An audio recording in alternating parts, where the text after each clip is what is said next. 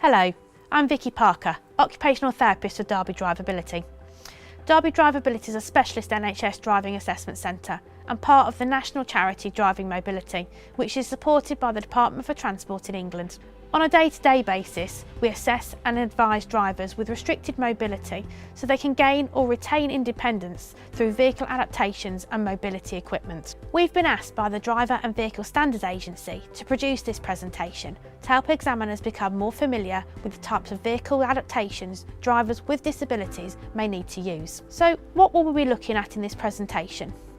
We'll be covering disability awareness, common vehicle adaptations, how they operate and which disabilities they can assist, licence coding considerations, implications for the show me tell me element of the driving test, and a brief summary.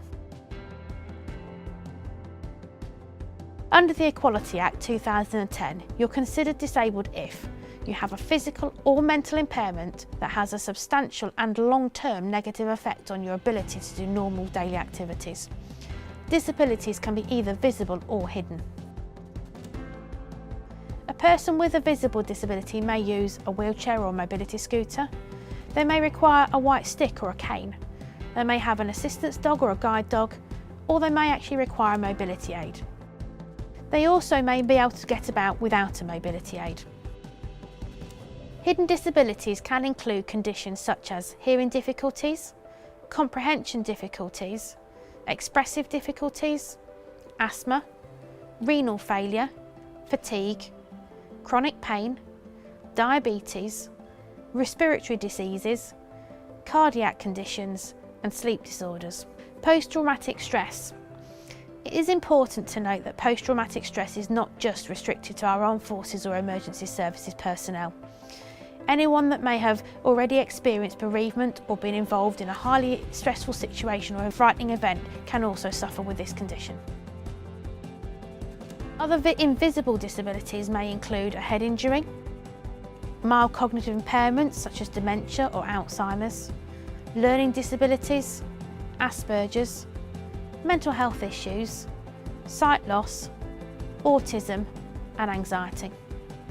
Living with these conditions can make daily life more demanding for many people. They affect each person in a different way and can be painful, exhausting and isolating. Without visible evidence of a disability, it is frequently difficult for others to acknowledge the challenges faced, and as a consequence, sympathy and understanding can often be in short supply.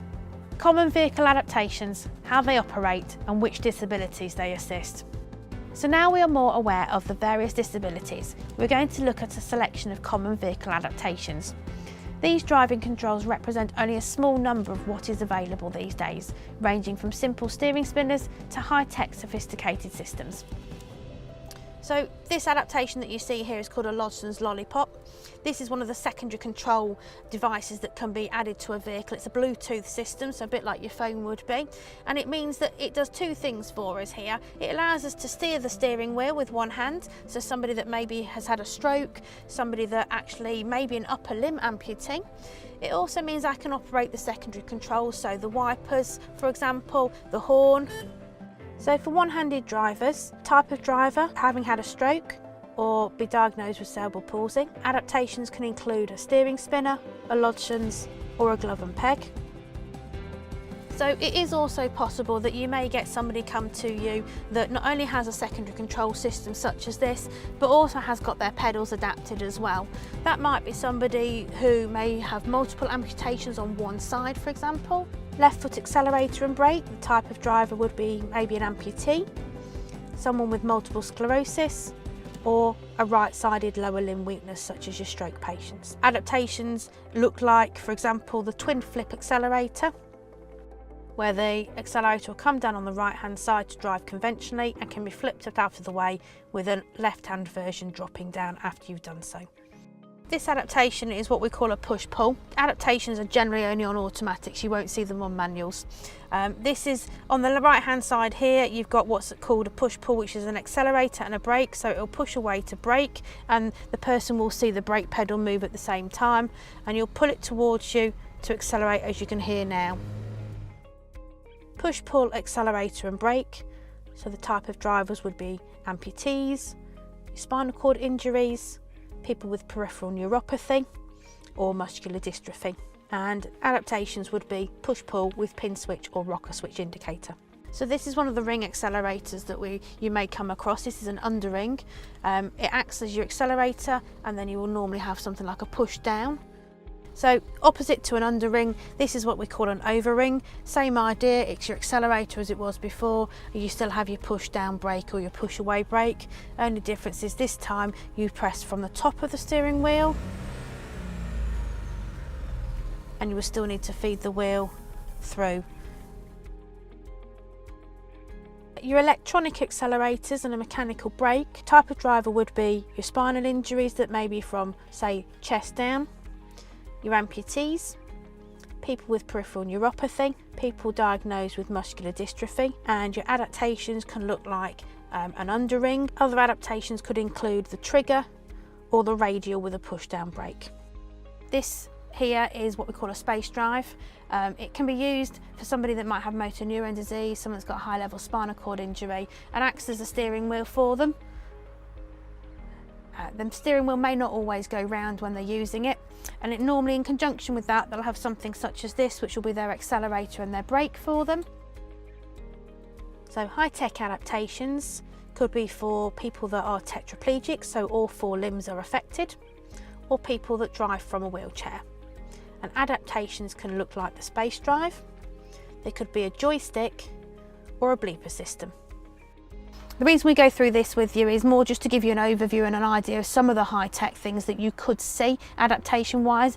This isn't exhaustive of everything that is out there, there are a lot more, but it just gives you sort of the idea of how the vehicle may be set up in comparison, particularly with like the rigging, as you can see here, in comparison to, say, the more basic or the more standard adaptations that you may come across. And it's just really as an information guide to support yourselves with regards to your learning. Now let's move on to how the ability of different drivers relates to licence restriction coding. It is important to remember that licence coding needs to be the least restrictive and should be based only on what the individual is unable to do. All candidates undertaking their first DVSA driving test in an automatic vehicle will be coded 78 automatic transmission. If they then use adaptations to drive, the additional coding will be as follows. Left foot accelerator. This will be coded 78 automatic transmission and 25 modified accelerator. In this instance, they would not be coded for using their left foot to brake, as although the technique is modified, the actual brake itself hasn't been, and they still use the standard brake pedal of the car. Push-pull hand control with pin switch indicator or rocker switch, plus or minus a steering spinner. In this instance, you will code 78 for the automatic transmission, 20 for the modified brake, and 25 for the modified accelerator. For candidates using push-pull hand controls, there's no need to apply code 40, which is modified steering, or 35, modified control layout. The use of a steering spinner and indicator switch are coincidental requirements based on the type of adaptations that's actually being used. It's very likely that if the individual didn't need these particular controls, the push-pull hand controls, they would be able to steer the car conventionally and operate the standard indicators. Underring, overring and push-down, push-away brake. So you would code this 78 for the automatic transmission, 20 for the modified brake and 25 for the modified accelerator. Secondary controls such as Lodgson's Lollipop and Beaver Smart Steer.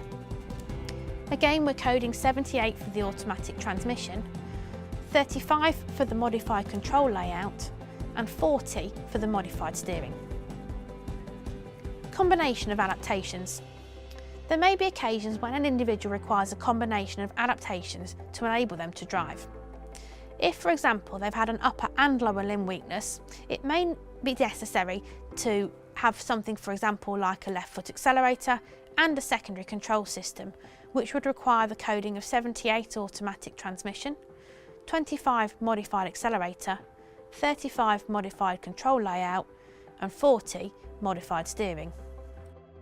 DVSA examiners should note that when a candidate takes a medical appraisal with an examiner and may need restriction coding adding to their licence, code 10 should be applied for those who have to drive an automatic through medical need to do so. Code 78 is an administrative code to indicate that the driving test was taken in an automatic vehicle.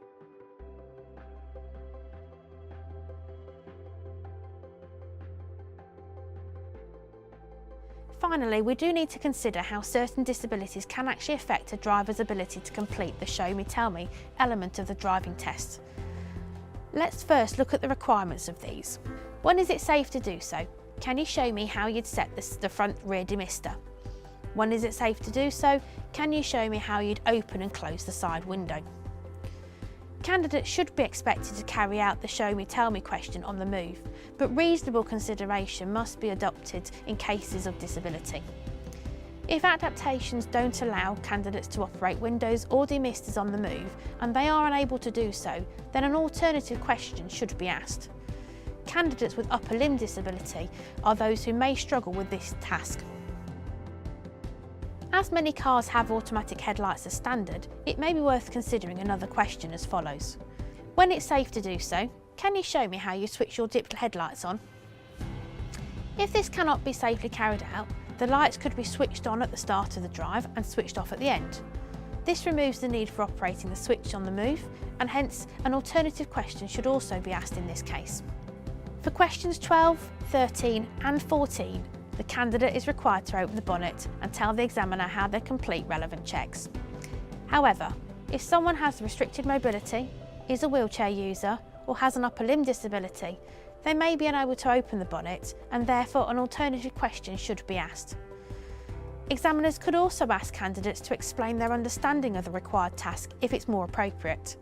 For candidates with a hearing impairment, an ADI can act as an interpreter for the initial discussion and for the tell me question during the test. So there you are, an outline guide that will help you when testing candidates with disabilities. In summary, please remember, reassure the driver and support them appropriately. Be mindful of how a candidate's specific disability may affect their capabilities. Take time to identify and understand the adaptations being used. And licence restricting code should only apply to what the needs of the driver are, not what adaptations they use or perceived to require.